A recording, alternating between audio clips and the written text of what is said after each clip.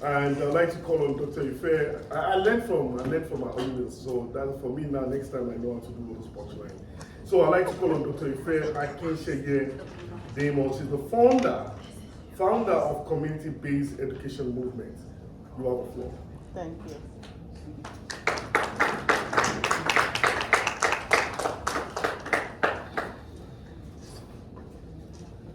Good afternoon, everyone. I hope everybody can hear me. My teacher voice on. So as was just introduced, my name is Dr. Ife Akinsheye Damon. I am the founder and CEO of the community-based education movement. Before I talk any more about my background, I have to first say that I'm a proud mother of 4 and a proud grandma of 2 with possibly 2 more on the way. And so my children have been my muse and they're my inspiration for where I am to this very day. And speaking of where I am to this very day, being here is a full circle moment for me. I'm sorry, the teacher in me is gonna ask if everybody can be a little more quiet because I get distracted. So it's a full circle moment for me to be here today because I graduated from Atlanta Metropolitan College. My first I have 5 college degrees and my first one came from here. And even more full circle is that A.D. King's daughter, Dr. Alveda King, was one of my teachers here at Atlanta Metropolitan.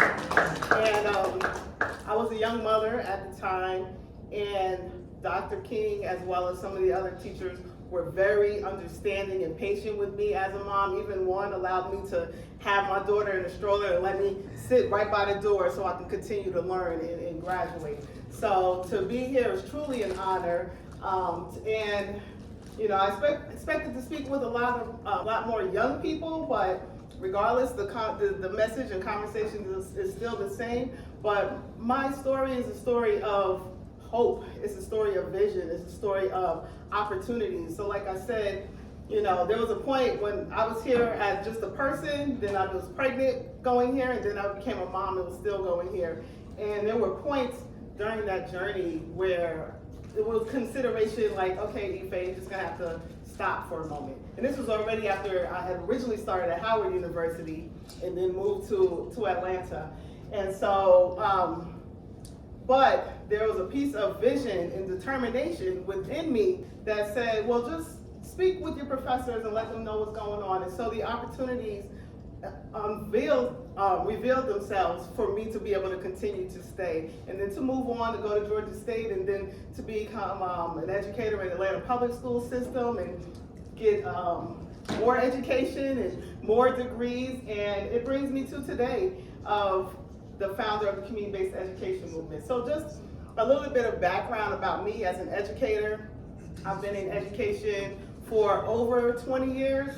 I have taught the baby room, preschool. I was a school administrator at an elementary school level. I taught in the middle school. I also was a teacher and an administrator. I actually founded, if you are familiar with South Atlanta High School, when it broke up into academies, I founded the Health and Medical Sciences Academy, which turned into the South Atlanta High School of Health and Medical Sciences.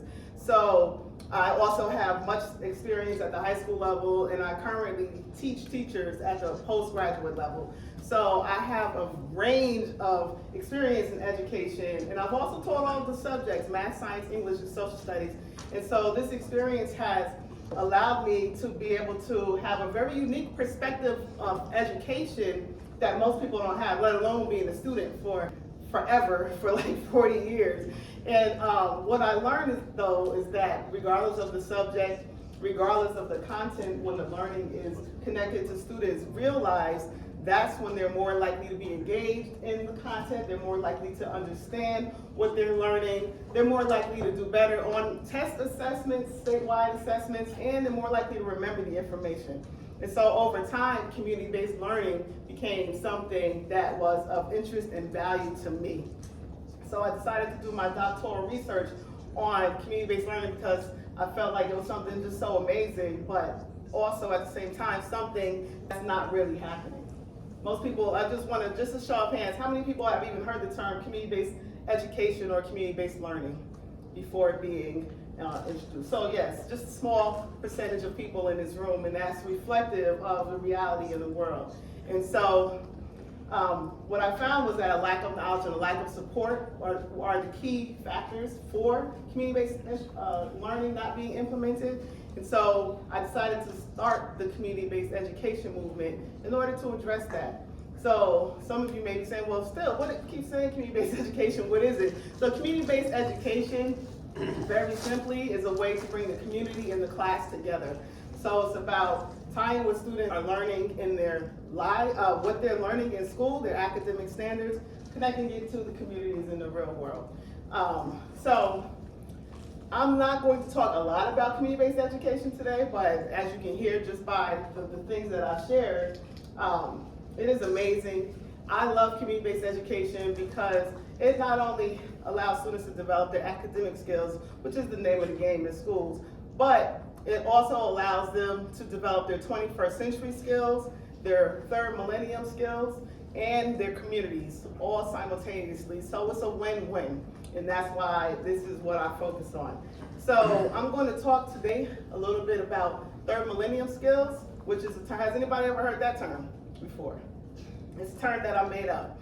And I'm going to talk about it, but I first want to talk about 21st century skills. I'm going to do a little bit of call and response. So we've had lunch, and I know, we just did the class, so that was a great way to get the energy up, but I also want to just engage with you all. So I'm going to do a little bit of call and response in this session. So as I shared, I love community-based education because it develops 21st century skills. 21st century skills, how many people have heard of 21st century skills, the term and idea of that? So 21st century skills are skills that help to develop an individual, help them to be better prepared for college and even more importantly for careers. So some of the there are like 21 different skills that are often discussed, but some of the most common are critical thinking. So your ability to be able to analyze information, think deeply about information, hopefully take action based on it. Communication is another common 21st century skill. So the ability to be able to communicate and engage with other people in a way that's effective and is able to help you to be able to move along your career. Collaboration is the fourth one. And so with collaboration, it's about just your ability to not only communicate with other people, but your ability to be able to be a team player, to work with other people. And the fourth most common one is creativity. So it's your ability to be able to think and be outside of the box, or think about how to create something, to be solution oriented. So those are just some of the 21st century skills, but I'm here today to say that yes, we live in the 21st century, but we also live in the third millennium. And so as someone who is a visionary, for me, it's important to think about this entire millennium. So for me, I think about what will this world look like in the year 3000? And what I would like to see is global harmony. And so that's my real ultimate mission, is global harmony. And for me, the way in which to cultivate that is through the development of third millennium skills. So third millennium skills whereas 21st century skills focus on developing the individual, third millennium skills focus on the development of the collective. And so you've heard multiple individuals speak today, and that collectivist mindset is a common thread amongst everything that we've heard today. So I'm just going to share a few of I call them skills, but you can also look at them as abilities that the third millennium skill set includes. So the first one is unity consciousness. And I'm going to read from here because I wanted to make sure that I stated the way I wanted to be stated. So unity consciousness is the ability to know we are one. All right, it's a oneness mindset. Focus on what unites us, not what divides us. So these are things that we need to do. We need to adapt a worldview where individual success is tied to collective well-being. So when we're talking about a unity consciousness, it's really about thinking about oneness, all right? It's that Ubuntu mindset, I am because we are. So another third millennium skill is interconnectedness, which is the ability to recognize that all people, systems, and ecosystems are connected. Your choices have ripple effects locally and globally, so choose wisely. All right, so interconnectedness, again, still is very much related to that unity mindset. We all are in this together, and we really need to be able to, we need to think in that way and move in that way as we continue to move forward. The third one is interdependence.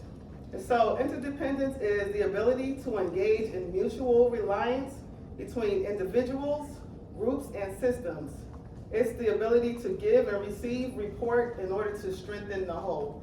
So again, you're starting to see this commonality. The focus is on the greater good, okay? It's just about the whole. It's not just about the individual. And so with the interdependence, we need to be able to have a safe space and be able to rely on each other.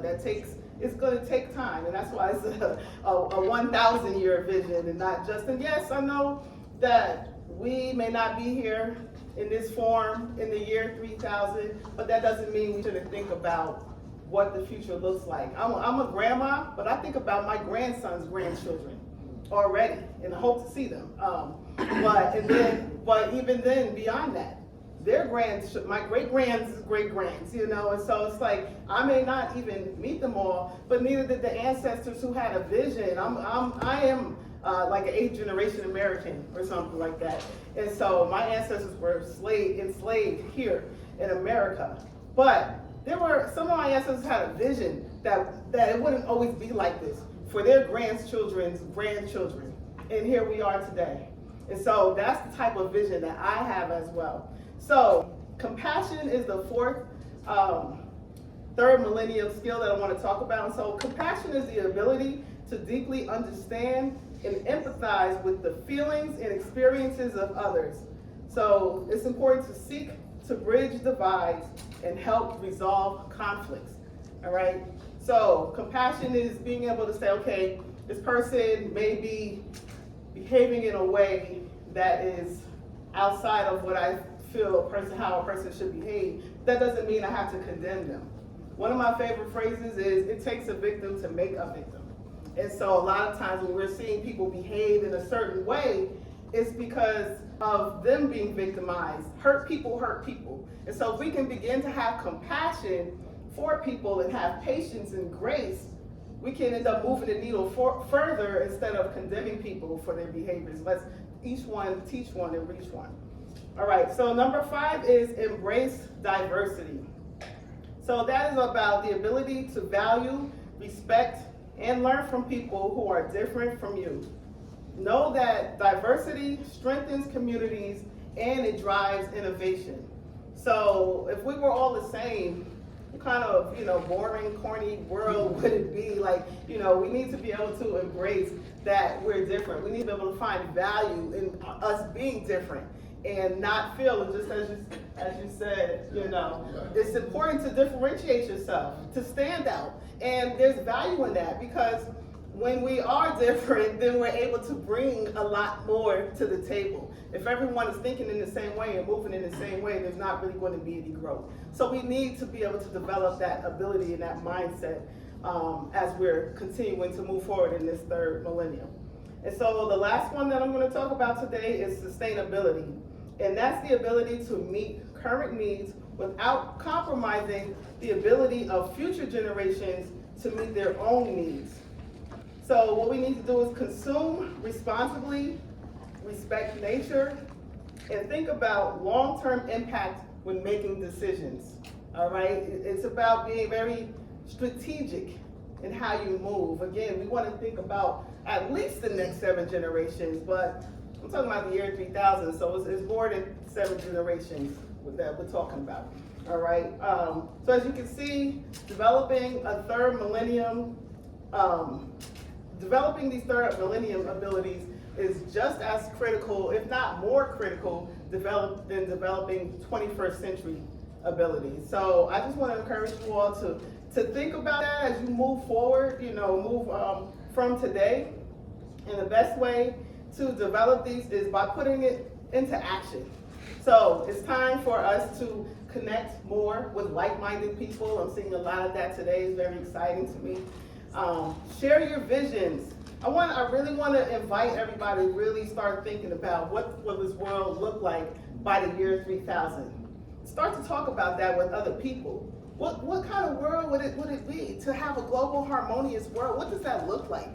What does that feel like? Where everybody knows they're perfect for their purpose. Where there's no lack mindset. Talk about mindsets. Okay, you call it poverty, I call it lack. Same thing though. Where everybody embraces an abundance mindset. What kind of world do we live in? Where, what kind of world could that be? How amazing could that world be?